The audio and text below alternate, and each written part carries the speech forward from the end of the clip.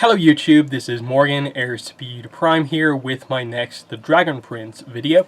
This one is going to be my review for the art of The Dragon Prince. So the Dragon Prince art book, which was released a bunch of weeks ago, but I'm getting it now. There was some interest after I reviewed Through the Moon on my channel not that long ago in me doing this one, because I'd covered basically every other book. I reviewed Through the Moon, obviously, the Callum Spell book. I reviewed the book 1 novelization.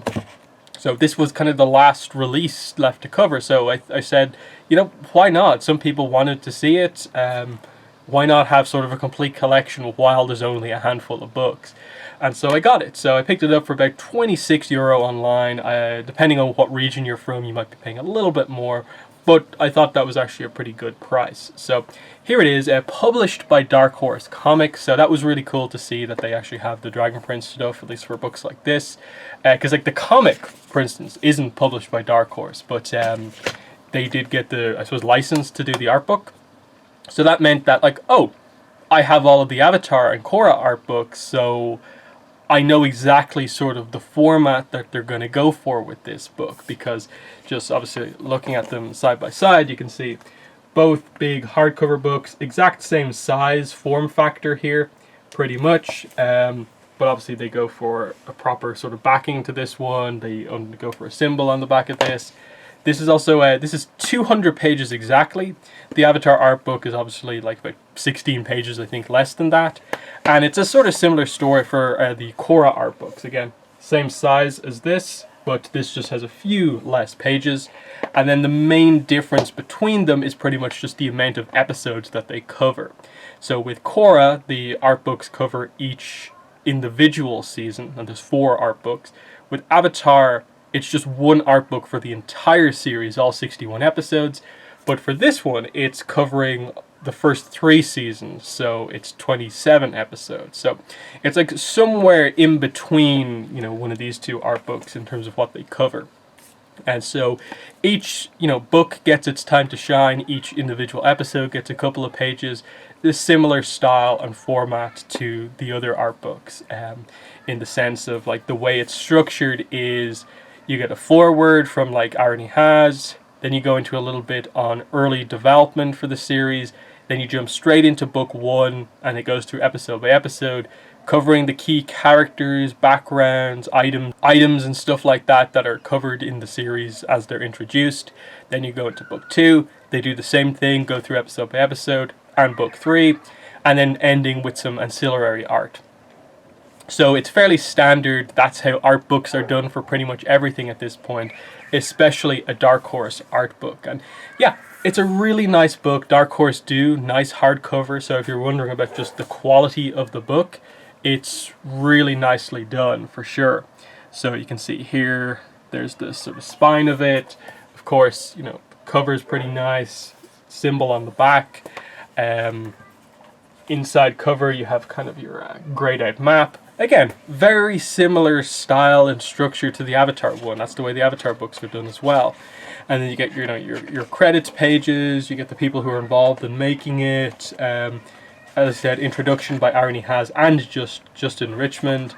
You get about, what is it, 8 pages of early development, which is just, you know, where the concept, the idea for this story came from, what the initial, you know, 2-3 line idea for the story actually was. And they talk about how dark magic and the idea of like humans being born without magic and being the only sort of creatures in the world born without magic is like the core idea that they had from the very start, which is very interesting. And then yeah, once you get into the book itself, the structure is fairly clear, and this is where, like, I suppose, like, it's sort of difficult to review an art book because it is such a visual thing. Yes, there is text, but for the most part, this is the way the book is structured. Like, here's Callum's pages, like, very early on in the art book. So you get sort of a big hero shot of him. They focus on some of his other outfits that we get to see in those early episodes. Expression sheet for the character, and then some of his main sort of items. And then the text is basically just a description of his character. Callum is the stepson of King Harrow, but he's never felt like a real prince. He prefers art to swordplay. He falls off nearly every horse he rides. Nevertheless, Callum dreams of a different path, studying magic, but everyone knows humans can't be mages. So, when they introduce a new character, it's not about the art or how they came up with his design. It's about just, this is who he is. So it's a little bit of a fact file style thing. But then there are little notes on different sections of art. So Callum's scarf combines design motifs from his mother's armor and the uneven towers of Catullus. An expression sheet helps the artist explore and refine a character's full range of emotions, and little things like that. It's nothing particularly insightful, but every so often there's like a little insight where they maybe tease something for the future or something like that. But for the most part, it's pretty like clear what they're going for, and there's not a lot, really to it outside of, it's really, really nice to look at, to see the difference between sort of the finalized designs, the hero shot that they give you, and then some of the expressions that are done sort of, clearly sketched and, they put into the art book here. Because it is interesting that, like, the art book is showing, a lot of sort of, clearly art on paper, or basically, whereas the actual animation style of the show is sort of like CG, basically. So it's definitely an interesting one overall. But that's what I say about these art books, even the Avatar art books, is that you should be buying these because you like the art and not because you hope to get extra little pieces of information about the show from the text. There is some of that here, but definitely not enough to where like you should just buy the book hoping to find those pieces of information. The whole thing here is that it's interesting to look at. There are these sections that they get to. There's maybe like 8 of them maybe across the entire book. It's called like a spotlight. So they just stop sort of in the middle of whatever book they're on and just decide to, in this case, spotlight on the creatures of Xadia. There's a little bit more text explaining some of what's going on here, and they focus on, art of that character. There's like spotlight sky arcanums, spotlight moon arcanum, spotlight dragons, and stuff like that. Again, you get stuff like when they talk about the mirror here. They say like, once protected by the dragons, now the object of Lord Viren's obsession, this magic mirror is mysterious indeed.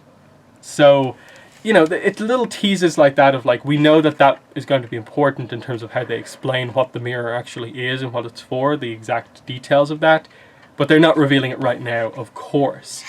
And that's pretty much it as you go through. It's kind of standard art book fare. But if you like the Dragon Prince, all of this stuff is going to appeal to you. You get your background shots, you get your focus on the characters, on the animals. But the text is ultimately going to be sort of stuff you already know if you're familiar with the show.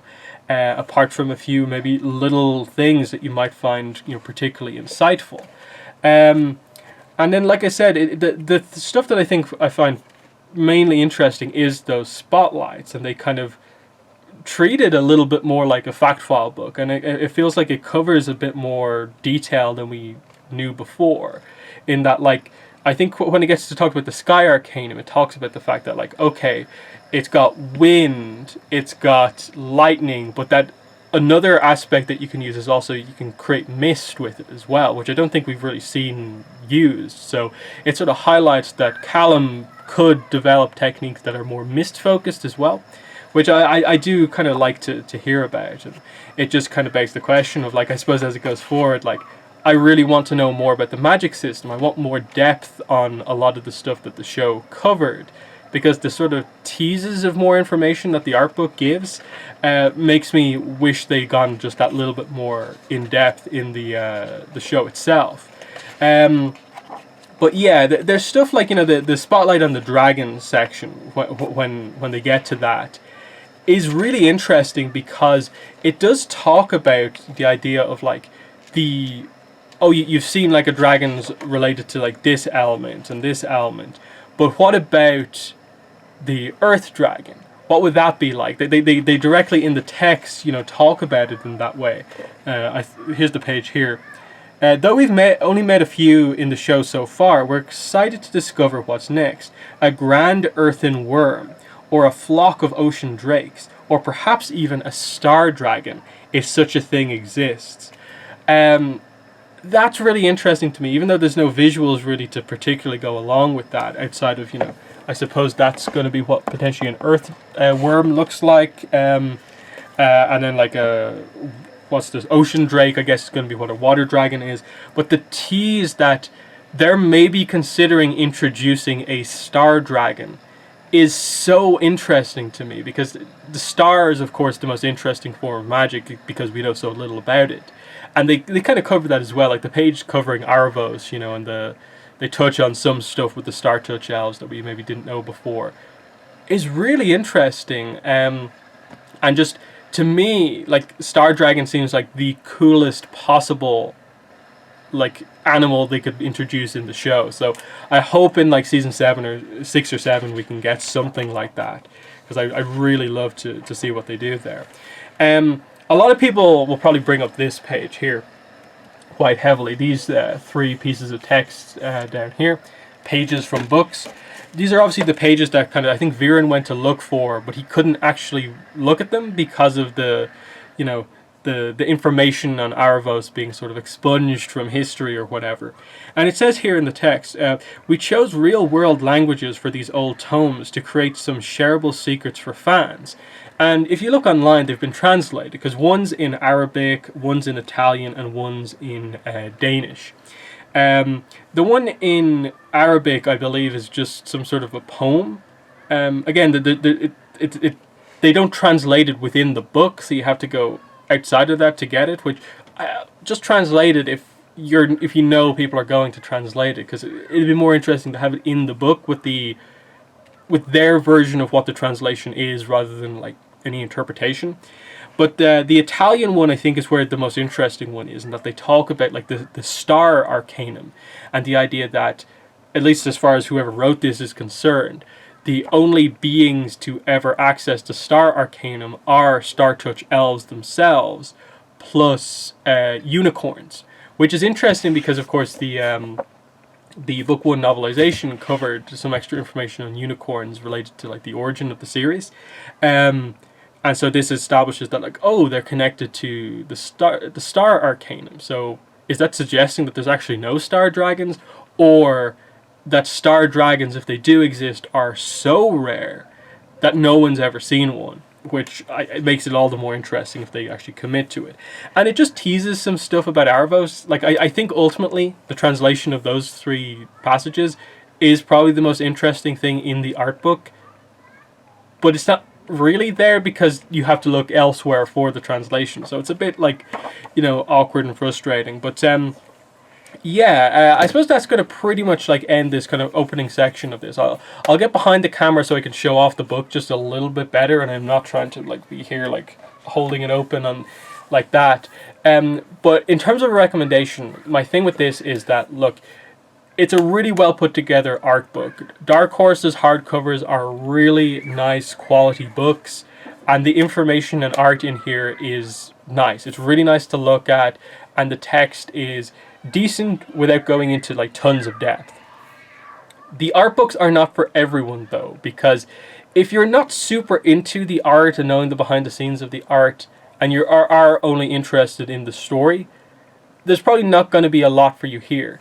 But if you do like the art and the idea of just looking through this book at all, what went into the show to gain that appreciation, then absolutely this is for you and is worth checking out. But I think that's just the thing with art books in general, is that like if you're a hardcore fan of the Dragon Prince, it doesn't immediately mean that the art side of things is going to be everything that you want and more.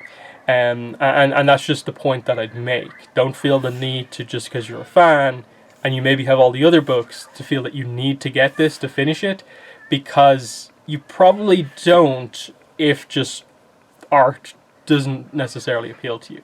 But it's a nice book, and so far, given that everything else is sort of a relatively Everything else is like a small, you know, book like this, whether it be the Callum spell book, the novelization, or the first comic series.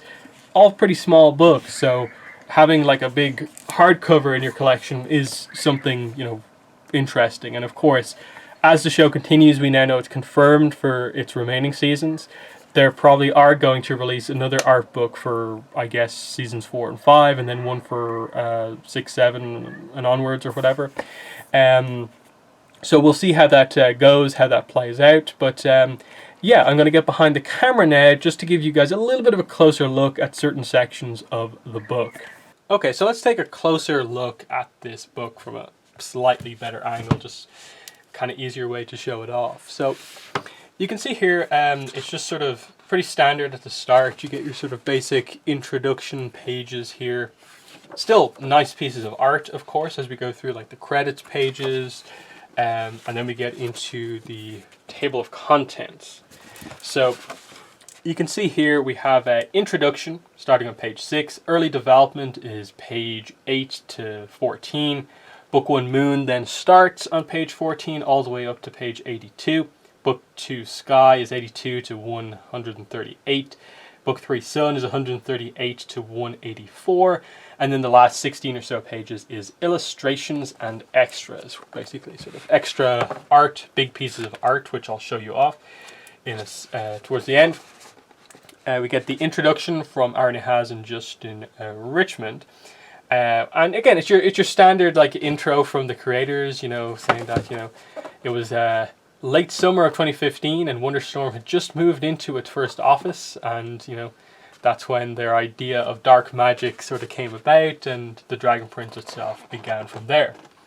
Then you get into, like I said, the section on early development, which I actually quite liked. This is probably one of the more interesting parts, because I didn't quite know this, of like the first sketch of the show being basically early Viren, Claudia, and Soren, and the idea that Viren is a dark mage and kind of teaching his kids that, oh, humans aren't born with magic, but we can like learn it, and Soren being scared of this concept, but Claudia really liking it. And it seems to also have, you know, you can tell it's even more some almost like darker vibes than we actually have, but that is still actually there.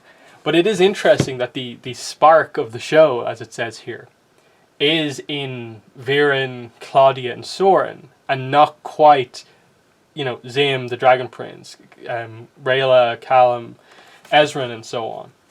But it is interesting to, you know, think about that. But then they get into our heroes, and you see the really early concept stuff, which is arguably like this section. I think maybe should have been longer, because this is properly like really interesting, because it's pre-production art before they properly got into the show and had stuff solidified, whereas a lot of the art that you see for like the rest of the book is like, this is still us with the general idea of what the character is, but maybe just slightly off, whereas this is just completely different designs for like Rayla and stuff like that, which is kind of much more interesting. Again, you can see earlier designs for Viren and Soren and stuff like that, and some of the early concepts. But then, yeah, you get into Book 1 Moon after that, and you can see, like, I showed you this page in the first section of the review, the Callum page, and it's just like Art of the Dragon Prince up here. Then it says up here, Episode 101, Echoes of Thunder. So it is done episode by episode, even though I think in the Avatar books, they usually have a title page for each episode. Here, it's just up in the corner of the page. You know, we have Ezran as we go through. We're still in episode 101. So here's the Rayla page, which is cool because it covers like the details of her, you know, knives and stuff like that, the assassin's binding and stuff like that, and it's pretty nice to see overall. But yeah, you get through the episodes as you go through, and then, like I said as well, you get to these spotlight pages. This one is on the creatures of Zadia, but then you continue going and you get this section on like the backgrounds plus the mirror, some of the stuff in the background like the primal stone as well. They covered the other assassins who were with Runan and Rayla up here. Harrow in his armor, moon shadow form is covered down here. The egg, more background stuff. And I think pages like this just highlight that the stuff that you almost don't notice, like something as simple as just like a stone arch, still has to be designed to make the show function. Like that basic piece of like structure doesn't appear out of nowhere. Someone has to design that. The random paintings that you never notice when you watch the episode, again, have to be designed. The same with just basic stuff like the crossbows have to be designed, bolts. You know, it really helps you really figure out like how much work goes into these episodes. That everything on screen has to be designed, and you almost forget that at times. Here's spotlight on Amaya, as well as her sign language here, which they cover just the whole idea that they went into like resources with the deaf and hard of hearing organizations and community groups. They consulted experts to make sure that the way she was being interpreted and just the dynamics of how that worked were correct, which is nice to see. You know, you have more of the other characters like Gren and so on covered here. Again, I don't want to just show off the entire book here, but just give you a general idea. So we're getting through the episodes now. Episode 5. Here's a Primal Source Moon. And I like I said, it's these pages that I think are a little bit more interesting in that it is more of a lore piece here on the concept behind moon magic and stuff like that. Describing how it's cyclical in nature, especially like reading this, having just come off reading Through the Moon, was very, very interesting in that they don't even mention the feather here, but it's so interesting that that's like a key part of the plot of Through the Moon. But yeah, human Rayla gets a page of her own, of course, as we go through it. And you can see it's just pretty nice. Like they cover a lot of little details, like even just like the design for like the spider in the Cursed Caldera. You get some of the animatic style stuff. There's Zim, of course, on this page. And you know, the little things, like we explored more vibrant colors for Zim's mane, but ultimately we went with a baby version of his dad's palette. So, you know, they experimented with like, oh, let's make him like super bright, like he has like red or orange hair, but like that would have been a little bit much. So they just wanted him to be just a baby version of the king, basically. Then you get into book 2, Sky, and it's much the same. Like you go through this, and then there's it's episode by episode, but then there's breaks for specific spotlights on like the sun magic, or in this case, the primal source Sky, which is where they talk about it here. Shrouding fog. Fog is the other thing that we, I suppose, haven't seen Callum use yet. There's the Aravos page with the stuff about the Sky Touch elves, Star Touch elves, which is quite interesting. There's one of their first pieces getting across the idea that they were going for with the Star Touch elves. And yeah, just, you know, we go through it here. The human kingdoms get a spotlight in this page. The Magma Titan, as I suppose this is covering the backstory episodes. So there's Thunder, the Dragon King, Avazandum.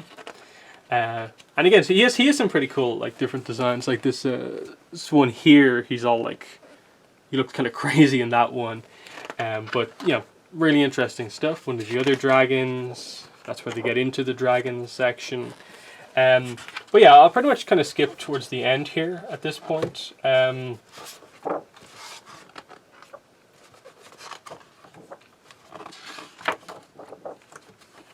Because again, like it is just going through it episode by episode at this point, going through the locations you expect, the specific dynamics you expect as well. So here's covering, you know, what happened to Thunder, Ibis, of course, Zubeia. There's the Dragon Queen there, of course. Yeah, Rayla's parents, of course. It's actually really cool to see them get a page of their own. And especially focusing on like their weapons on this side of the page as well. But yeah, let's get into the ancillary art at the end. It's kind of a little bit more interesting. Like I said, you get just they cover all of the images you see during the credits if you watch them on Netflix, and they just have them all grouped up here, which I think is really nice to just go through them, because they are some of the nicest kind of, I think, pieces of art in a way from the show, because you're so used to the CG sort of style of the show that it's nice to see these clearly sort of hand-drawn pieces, and it's just nice to go through them kind of page by page, because some of them are quite insightful into the past, and that, like, you see like Amaya and Sarai, like, you know, fighting together here. Some of them are kind of like the characters when they were younger, so on. I think it's really cool to see, and some of them are more important than others in terms of like Runan and his husband, of course, there. Gran, Amaya, and Corvus. There's Ziard in that one. Yeah, then you get the map of the world, sort of in color to a degree, which is pretty cool because of course, like, we know the human kingdoms are like all over here, and then Zadia, of course, is this half of the map, and like we've been to like Lux Aurea here, the Midnight Desert, the Stormspire, but we've only just gone into Zadia, so there's still all this stuff on like this side of the map over here, like the forests, the Drakewood, Umbertop, the Far Reaches over here, Sea of the Cast Out, Ocean Point, Tidebound Archipelago, the Black Tundra, you know, places we can go to in the other seasons. And then I really like these last few pages here. They're just sort of like key pieces of art that just represent sort of the different generations of the show in a way, of like Ziard and Sol Regum from the far past, the recent past with Thunder and Harrow, the revenge, basically, what started the whole series in a way. That here's sort of your event that caused the world to be as it is. Here's what, you know, has caused the story to directly happen, and then more representative of what's just happened, where we end with book 3, is Ezran and Zim, with Zim having been returned to his mother Zubeia, and that's where it ends. So, yeah. Dragon Prince art book, worth checking out if you like the art of the series. But like I said, don't go into this expecting it to be packed with extra pieces of lore and so on. That I would have told you if this book had tons of pieces of lore, because that's my style of analysis, is when we go into the lore. I want to know more about the lore of the Dragon Prince. This doesn't quite feature it for the most part. Like I said, there's the whole translation thing with those 3 images from the book that do have a little bit more to them, but no, if your decision to buy this book should be based on, do you want to look at all the pieces of art in this book in depth? If you do, you should definitely buy the book. If for the most part that doesn't appeal to you, then maybe the art book isn't for you. That's what it comes down to ultimately. But you do have to keep in mind that more than likely, as the series go on, they'll release a second art book and probably a third art book to cover all 7 seasons or however many they end up doing. So this might become a little bit difficult to find, so if you want like a full collection, you probably would maybe want to make your decision on this book now, before it maybe goes out of stock or whatever. I don't really know if it will. But yeah, there's been my thoughts on the art book. In the comments, let me know what your thoughts were, but that has been the video. Thanks for watching, and bye.